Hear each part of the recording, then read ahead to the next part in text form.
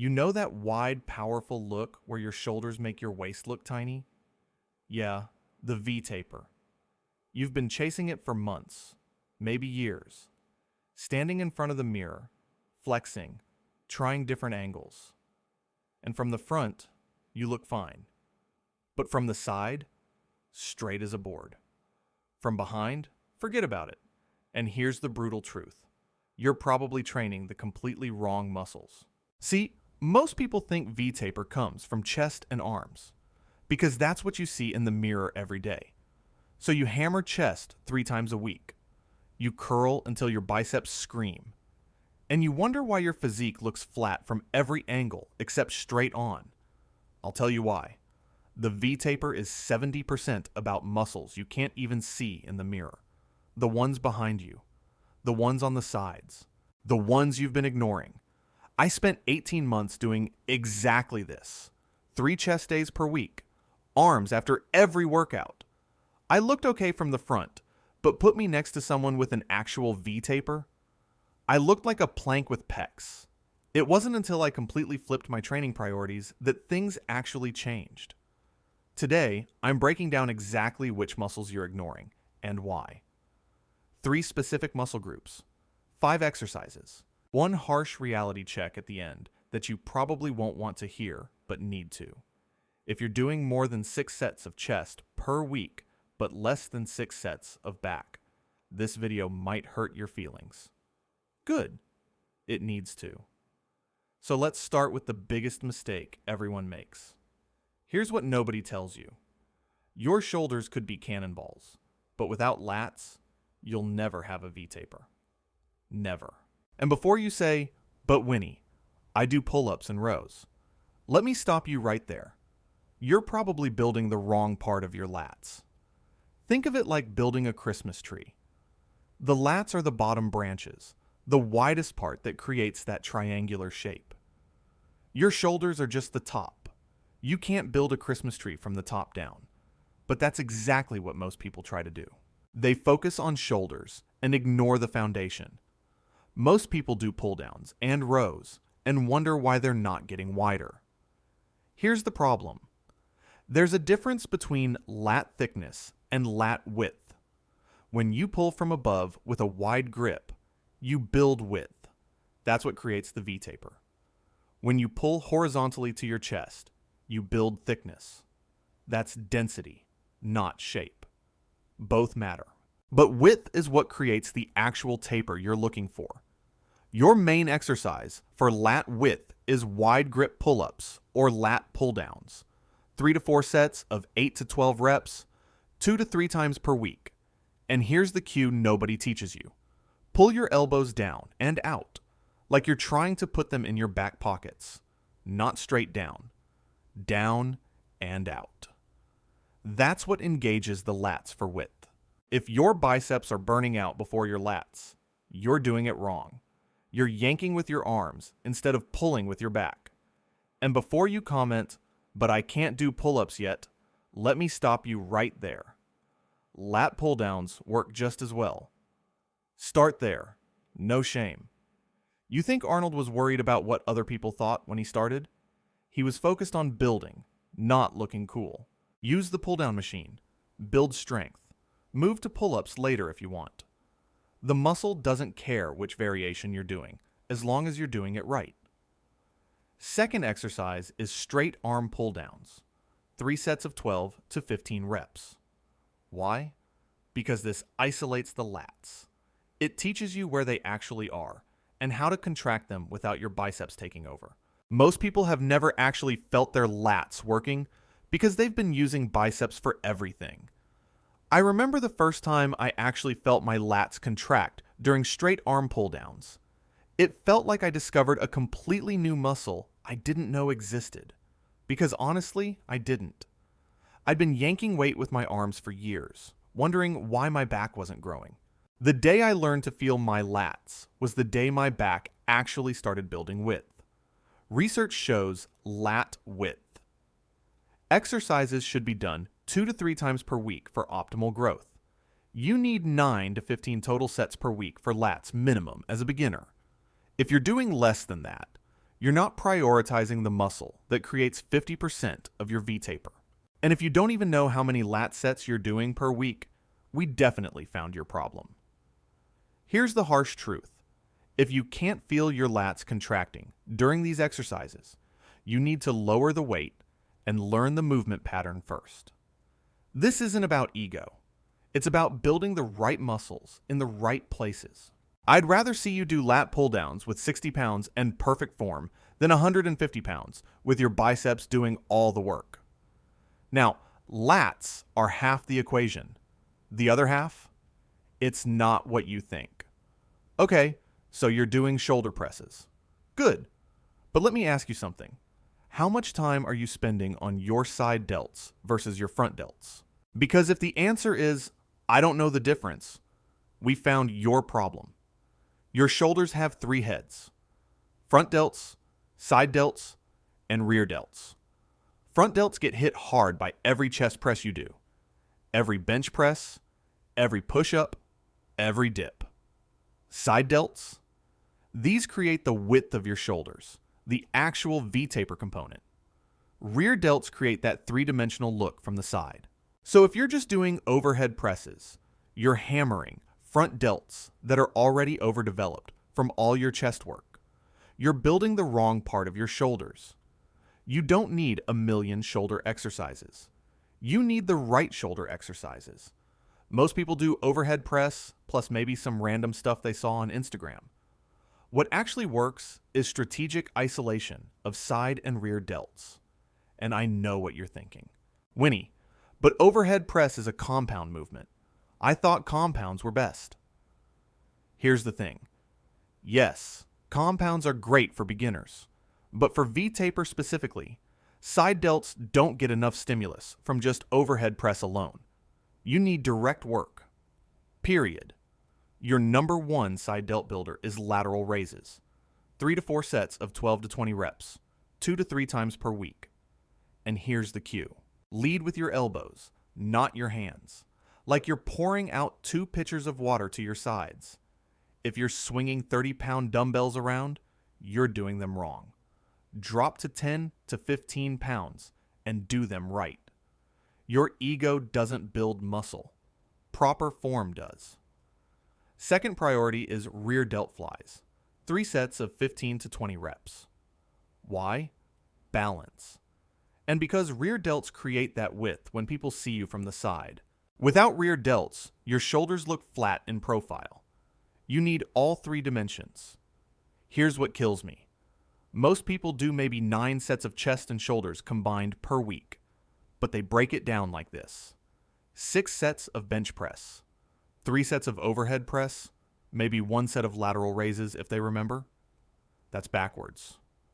Your side delts need more volume than your front delts, not less. Way more. Aim for 12 to 18 sets of total shoulder work per week. But here's the key. 60% of that should be side and rear delt work. So if you're doing 15 total sets, that's 9 sets of lateral raises and rear delt work, and only 6 sets of overhead pressing. Notice what's not increasing? Front delt volume. Because you don't need it. Your front delts get enough work from chest. Here's how to actually structure this. Week 1 to 4, 3 sets of lateral raises, 2 sets of rear delt flies, 2 sets of overhead press. Week 5 to 8, 4 sets of lateral raises, 3 sets of rear delt flies, 2 sets of overhead press. See the pattern? Lateral raises go up. Rear delt work goes up. Overhead press stays the same. And before someone types, but what about front raises? Just don't. Unless you're a bodybuilder prepping for a show, you don't need direct front delt work. Your front delts get demolished by every pressing movement you do. Adding front raises is like adding a second dessert when you already had cake. It's overkill. Alright, so you're building lats and side delts. But there's one more piece that 90% of people completely ignore. Here's the plot twist. You can have the widest lats and shoulders in the world, but if your waist is thick, you won't have a V-taper.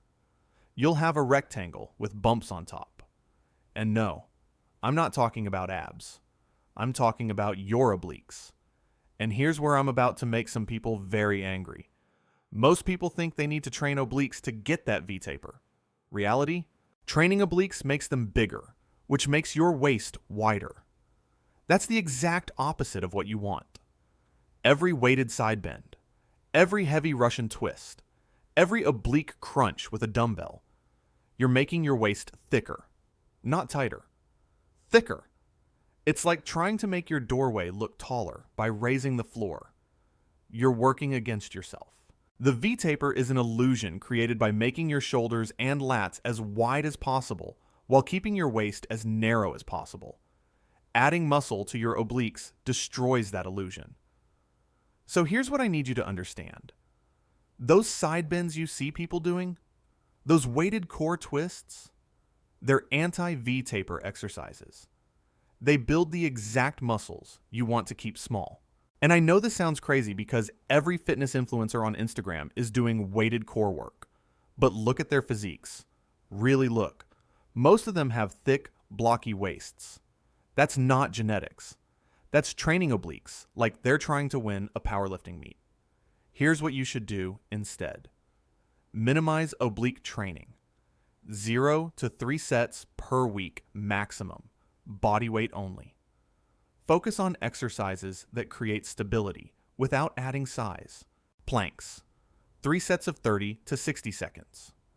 Dead bugs. 3 sets of 10 to 12 reps per side. Hanging knee raises. 3 sets of 10 to 15 reps. Straight up, not twisting.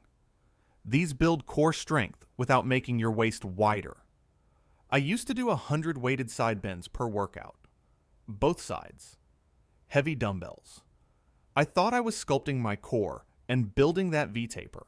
All I did was build a thick, blocky midsection that made any V-taper I had completely disappear. My waist looked like a tree trunk. The day I stopped training obliques directly, my waist looked 2 inches smaller within 8 weeks. Same body fat percentage. Same weight. I just stopped making my obliques bigger. And here's the other harsh truth most people don't want to hear. You might not have a V-taper training problem. You might have a body fat problem. You can have incredible lat width and huge shoulders, but if you're 20% body fat or higher, the taper gets blurred. Everything looks soft and undefined. For men, you need to be around 12 to 15% body fat to see a clear V-taper. For women, around 18 to 22% body fat.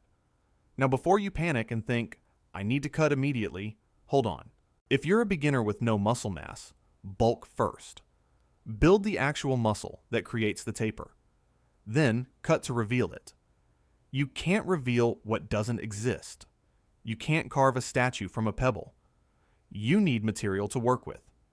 So to be crystal clear, do planks, do dead bugs, do hanging knee raises straight up and down. Don't do weighted side bends. Don't do Russian twists with heavy weight. Don't do any heavy oblique work that's going to make your waist wider. Keep your core work to 9 to 12 sets per week total. 0 of those should be heavy, weighted oblique exercises. Keep rep ranges high, 12 to 20 reps minimum. And here's something most people really don't want to hear. Some of you have wider hip structures genetically. Your bone structure determines your narrowest possible waist measurement. You'll never have a 28-inch waist if your hips are 36 inches wide. That's just biology. But you can still build an impressive V-taper by maximizing shoulder and lat width. The ratio is what matters, not the absolute measurements. A 32-inch waist with 50-inch shoulders looks better than a 28-inch waist with 42-inch shoulders. Now, you know which muscles to build and which to avoid. But training is only part of it. Listen, you can train lats and shoulders perfectly, but if your nutrition is trash, you won't see the V-taper. So let me make this as simple as possible. You're in one of two camps. If you're a beginner or you're skinny, you need to bulk first. Build the actual muscle that creates the V-taper. Slight calorie surplus, 200 to 300 calories above your maintenance, not 1,000. Not drinking a gallon of milk a day, just 200 to 300. Eat 0.8 to 1 gram of protein per pound of body weight. Focus on progressive overload in the gym, adding weight or reps every single week. Timeline? 6 to 12 months minimum of dedicated building. This isn't a sprint. If you already have muscle, but it's hidden under body fat, you need to cut. Moderate calorie deficit, 300 to 500 calories below maintenance. Keep protein high, 1 gram per pound minimum to preserve the muscle you built. You'll lose fat while keeping the lats and shoulders that create the V-taper. Timeline, 8 to 16 weeks depending on how much fat you need to lose. No, you can't do this in 4 weeks. Stop lying to yourself. You don't need some special V-taper program with a fancy name. You just need to prioritize the right muscles within whatever split you're already doing. Here's the weekly volume you should aim for. Back width exercises, 12 to 15 sets. Shoulders with side and rear focus, 12 to 15 sets. Chest, 6 to 9 sets. Arms, 6 to 8 sets. Notice what has less volume? Chest. That's intentional. Most people have this completely backwards. Your lats and shoulders need 48 to 72 hours to recover between sessions. If you're training back and shoulders every single day, you're not building muscle. You're just beating them up and wondering why they're not growing. Aim for 2 to 3 training sessions per week for each muscle group. That's it. More is not better. Better is better.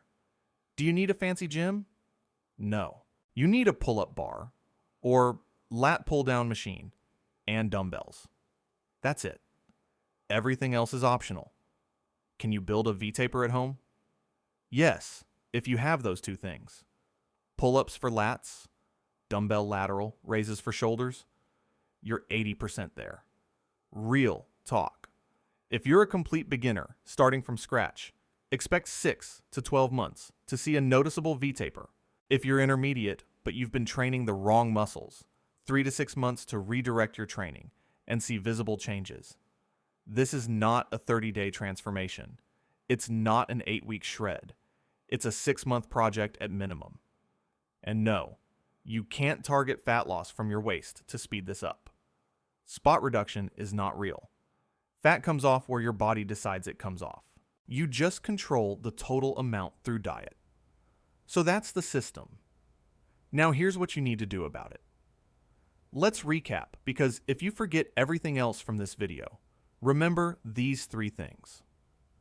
1. Lats create 50% of your V-taper. Wide grip pull-ups and lat pull-downs, 12 to 15 sets per week minimum. 2. Side delts create 30% of your V-taper. Lateral raises, not just overhead press, 12 to 15 sets per week. 3. Your waist creates 20% of the illusion. Stop training obliques with heavy weight. Keep your waist narrow by not making your obliques bigger. Control your body fat. This isn't complicated. It's just different from what you've been doing. You've been training chest and arms because that's what you see in the mirror. But the V-taper is built from behind and from the sides. The muscles you can't see are the ones that matter most. But here's the truth. A V-taper doesn't happen in a month. It doesn't happen in 8 weeks. It happens over months. Plural. Brick by brick. Rep by rep. Set by set. Week by week. This is a patient person's game. Most people will watch this video, nod their head, agree with everything, then go back to their gym and hammer chest 3 times a week. They'll do 1 set of lateral raises as an afterthought. They'll skip back width exercises because pull-ups are hard. And they'll wonder why they look exactly the same 6 months from now. Don't be like most people. Start today, even if it's just this. Go into your next workout and add 1 extra set of lateral raises. Track your weekly sets for back and shoulders. Make sure you're actually hitting 12 to 15 sets for each. If you're not prioritizing the muscles that create the V-taper. It's that simple. Build what matters. Ignore the rest. Stop chasing chest and arms. Start building lats and side delts. Your V-taper is 6 months away if you start today. Or it's never coming if you keep doing what you've been doing. Brick by brick. No shortcuts.